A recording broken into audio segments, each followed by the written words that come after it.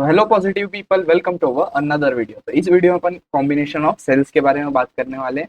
तो सबसे पहले समझते हैं कि सेल्स का कॉम्बिनेशन यूज क्यों किया जाता है। सबसे पहले एक जो सेल होता है वो क्यों यूज किया जाता है, मेंटेन करंट मेंटेन करने के लिए कि इसमें एक इलेक्ट्रिक सर्किट में। अब होता क्या है कि क्योंकि करंट अपने एक सिंगल सेल से बहुत ज्यादा स्ट्रांग नहीं आ पाता है, तो क्या करना पड़ता है, हमको उस सेल को कंबाइन करना रहता है।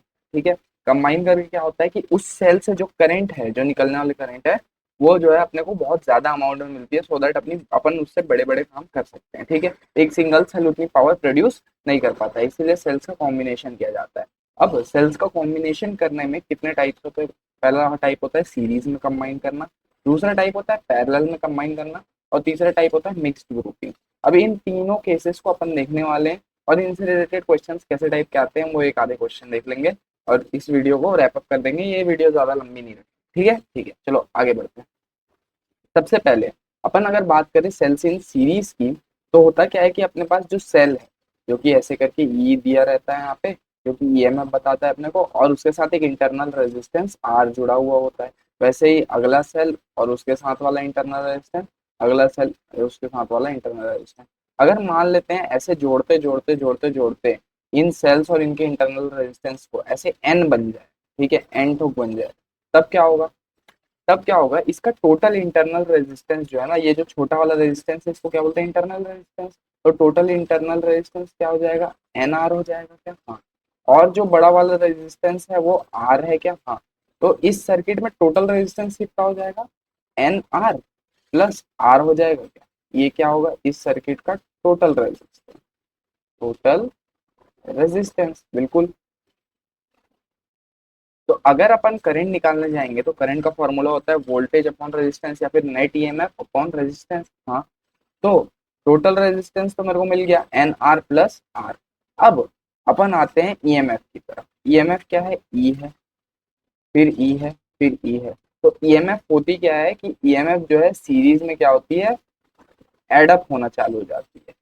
E is equal to E one plus E two plus E three plus E four, ऐसे टाइप से एडअप होती चली जाती है। ठीक है क्या, हाँ बिल्कुल ठीक है। तो यहाँ पे जो नेट ईएमएफ है, क्योंकि ये सीरीज में है ये सारी चीज, तो क्या एडअप हो जाएगी क्या, हाँ। अगर ये अपने पास एन सर्किट्स दिए हुए हैं ऐसे रेजिस्टेंस के साथ, तो ईएमएफ कितनी हो जाएगी, एन ई। तो टोटल जो करंट का फॉर्मूला है वो अपने को सीरीज में क्या मिल जाएगा, n E by N R plus R. ठीक है क्या, ठीक। अब बात करते हैं सेल्स इन पैरेलल की। अगर सेल्स को अपन पैरेलली ऐड किए, मान लेते हैं एक सेल है जिसका ईएमएफ है ई, टोटल इंटरनल रेजिस्टेंस है आर, फिर उसके पैरेलल में ये दूसरा सेल जोड़ दिए, वैसे ही ये उसका इंटरनल रेजिस्टेंस आर है, फिर ये तीसरा जोड़ दिए जिसका इंटरनल रेजिस्टेंस आर है। ठीक है, ठीक है। तो ऐसे जोड़ते जोड़ते कितना जोड़ दिया अपन, एन एन जोड़ दिए, एन तक, मतलब एन सेल्स को ऐसे पैरेलली जोड़ दिए। तो नेट ईएमएफ क्या होगा इसका। अब हमेशा याद रखना, जो ईएमएफ है वो सिर्फ और सिर्फ चेंज कब होता है या एडअप कब होता है, जब सीरीज में रहता है। ठीक है, अगर ये चीज पैरेलल में, तब क्या होगा, इस पॉइंट और इस पॉइंट के बीच का जो ईएमएफ है वो सेम होगा। क्यों, क्योंकि इन सब के बीच में जो ईएमएफ है वो ई है, तो ईएमएफ में कोई भी चेंज नहीं आता जब सेल्स पैरेलल में होते हैं। लिख देता हूँ यहाँ पे, नो चेंज इन ईएमएफ। ठीक है, हमेशा याद रखेंगे ईएमएफ में कोई चेंज नहीं आता जब सेल्स पैरेलल में होते हैं। ठीक है, अब रेजिस्टेंस की बात करते हैं। तो इंटरनल रेजिस्टेंस ये जो आर है, ये तो क्या पैरेलल में है क्या, हाँ। तो क्या इनको मैं ऐड करना चाहूँ तो 1/r+1/r प्लस ऐसे करके अप टू एन तक जा सकता हूँ क्या, हाँ। तो टोटल इंटरनल रेजिस्टेंस अपना r/n हो जाएगा क्या, बिल्कुल हो जाएगा। वैसे ही इस पूरे सर्किट का रेजिस्टेंस क्या है, आर है, तो टोटल रेजिस्टेंस क्या हो जाएगा, आर प्लस r/n हो जाएगा क्या, हाँ। और नेट ईएमएफ क्या हो जाएगा, क्योंकि ईएमएफ में कोई चेंज नहीं आने वाला, तो नेट ईएमएफ ई ही रहेगा।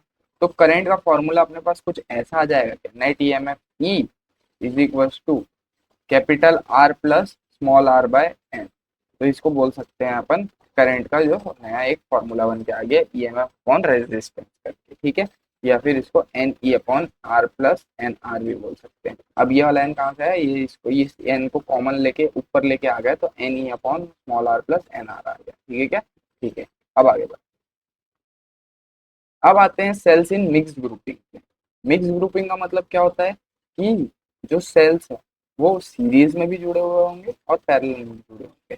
तो सीरीज में जुड़े होने का मतलब क्या है कि एक सेल है उसका इंटरनल रेजिस्टेंस है, फिर दूसरा वही सेल है उसका इंटरनल रेजिस्टेंस, ऐसे करके वो कितने हो गया एन। ठीक है, ऐसे ही करके ये हो गया सीरीज में पहले। अब ऐसा ही डुप्लीकेट सिस्टम सेकंड में ले आए और उसको पैरेलली कनेक्ट कर दें, फिर थर्ड में ले आए उसको पैरेलली कनेक्ट कर दें, ऐसे करके एम है अपने पास कितने सर्किट्स है पैरेलल में, एम सर्किट्स है, और सीरीज में कितने सर्किट्स हैं, एन सर्किट्स है। तो टोटल इंटरनल रेजिस्टेंस सीरीज के लिए कितना होगा, एन आर होगा क्या, हाँ। और पैरेलल के लिए कितना होगा, पैरेलल के लिए अलग सिस्टम होगा, आर बाय एम होगा क्या, हाँ। तो इन दोनों को सम अप करेंगे तो क्या हो जाएगा अपने पास, एन आर बाय एम मिल जाएगा। ठीक है, ये क्या है, टोटल इंटरनल रेजिस्टेंस है, क्या है, इंटरनल रेजिस्टेंस। अब टोटल रेजिस्टेंस अपने पास आर दिया हुआ है तो इक्विवेलेंट क्या हो जाएगा, आर टोटल क्या हो जाएगा, या फिर R plus n r by m हो जाएगा क्या, बिल्कुल हो जाएगा। तो टोटल रेजिस्टेंस कितना हो गया, R plus n r by m. और टोटल ईएमएफ, अब ईएमएफ देखो पैरेलल में तो ईएमएफ चेंज नहीं होता तो एम वाला कोई भी कंपोनेंट ईएमएफ में नहीं आने वाला। अब सीरीज में क्योंकि ईएमएफ चेंज होता है तो एन तो अपने पास सर्किट से लिए हुए हैं, एन सेल्स लिए हुए हैं क्योंकि, तो एन सेल्स के कारण जो ईएमएफ हो जाएगा वो भी एन टाइम्स हो जाएगा। तो करंट अपने पास N E by N R plus M R ऐसे टाइप का कुछ आ जाएगा। ठीक है क्या, ठीक है। अब आगे बढ़ते हैं, क्वेश्चन करते हैं। ठीक है, तो सबसे पहले अपने पास एक क्वेश्चन, अपन एक ही क्वेश्चन करेंगे, ज्यादा लंबी वीडियो अपने को रखनी है। तो अपने पास करंट जो है बोला है इस डायरेक्शन में फ्लो हो रहा है, ईएमएफ की वैल्यू दी हुई है 5 वोल्ट, कितना दिया है 5 वोल्ट। ठीक है, और इंटरनल रेजिस्टेंस कितना दिया हुआ है एक सेल के साथ 0.5। ठीक है, ठीक है। तो पहली चीज सॉल्व करते हैं, सबसे पहले क्या बोला है, इक्विवेलेंट ईएमएफ। इक्विवेलेंट ईएमएफ का मतलब, इक्विवेलेंट ईएमएफ का मतलब होता है कि जो अपना उन सारे ईएमएफ को मिला के मिलने वाला ये। तो देखो क्योंकि ये चीज पैरेलल में, और पैरेलल में मैंने तुमको बताया था इससे एक स्लाइड पहले कि पैरेलल में कभी भी अपने पास जो ईएमएफ है वो चेंज नहीं होता है। अगर ईएमएफ ई दिया हुआ है, सेल्स पैरेलल में लगे हुए हैं, तो उनका टोटल ईएमएफ इक्विवेलेंट ईएमएफ भी क्या होगा, ई ही होगा। तो ईएमएफ क्या होगा यहाँ पे भी, जितना दिया हुआ है ना ये 5 वोल्ट इक्विवेलेंट ईएमएफ वही होगा। तो पहले का आंसर तो इस क्वेश्चन में ही गया 5 वोल्ट।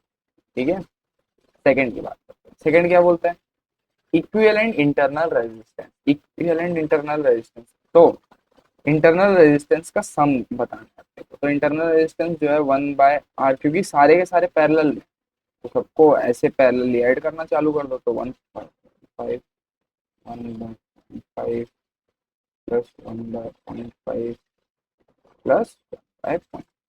ठीक है क्या, ठीक है। तो ये हो जाएगा 1/r इज इक्वल टू 4/0.5। तो r इज इक्वल टू 0.5/4, यानी कि 0.125। क्या ये होगा क्या, हाँ। तो ये हो गया इक्विवेलेंट इंटरनल रेजिस्टेंस, सेकंड हो गया। अब थर्ड की तरफ चलते हैं, तो टोटल करंट पूछ, टोटल करंट,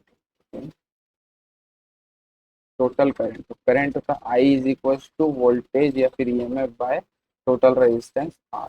तो ईएमएफ कितना है, ईएमएफ दिया हुआ है 5 वोल्ट, और टोटल रेजिस्टेंस कितना है, टोटल रेजिस्टेंस होता है आर प्लस इंटरनल रेजिस्टेंस। तो आर रेजिस्टेंस कितना दिया हुआ है 10, और इंटरनल रेजिस्टेंस कितना है 0.125। तो हो जाएगा 10 प्लस 0.125। तो इसको बोल सकते हैं 5/10.125। ठीक है क्या, ठीक। अगर इसको सॉल्व करेंगे तो ये नियरली इक्वल आएगा किसके, 0.5। ठीक है, अब क्या पूछा, ये तो हो गया करेंट। और क्या पूछा हुआ है, potential difference across each cell, हर एक सेल के अक्रॉस पोटेंशियल डिफरेंस कितना होता है। तो पोटेंशियल डिफरेंस का फॉर्मूला होता है V is equal to I into R. ठीक है क्या, तो ये 0.5 इंटू रेजिस्टेंस एक्सटर्नल, जो बाहर रेजिस्टेंस लगा है वो कितना 10, तो ये हो जाएगा 5। ठीक है क्या, अब आते हैं करंट फ्रॉम ईच सेल, हर एक सेल से कितना करंट होता है।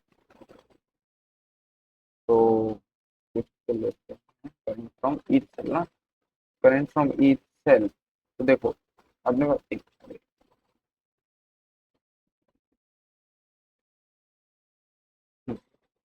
करंट फ्रॉम ईच सेल, तो अपने पास जो करंट की वैल्यू दी हुई है वो क्या दी है, 0.5 एम्पियर दी है। तो क्या ये टोटल है क्या? हाँ। अब ऐसे अगर मान लेते हैं 0.5 जा रहा है तो ऐसे चार रास्ते दिख जाएंगे उसको, तो चारों में क्या डिवाइड हो जाएगा? हाँ। तो करंट अगर ईच सेल के लिए चाहिए, ईच सेल, हर एक सेल के लिए अपना पर्सनल चाहिए, तो क्या करना पड़ेगा, 0.5/4 जो कि आ जाएगा 0.125। ठीक है क्या? ठीक है। होप समझ में आ गया होगा और होप थोड़ा बहुत तुम्हारा कॉन्सेप्ट खुला होगा सेल्स इन पैरेलल और सेल्स इन सीरीज के बारे में। ठीक है, मिलते हैं अपन अपने अगले वीडियो में। अगर ये वीडियो अच्छी लगी होगी लाइक, ठीक है, बाय बाय।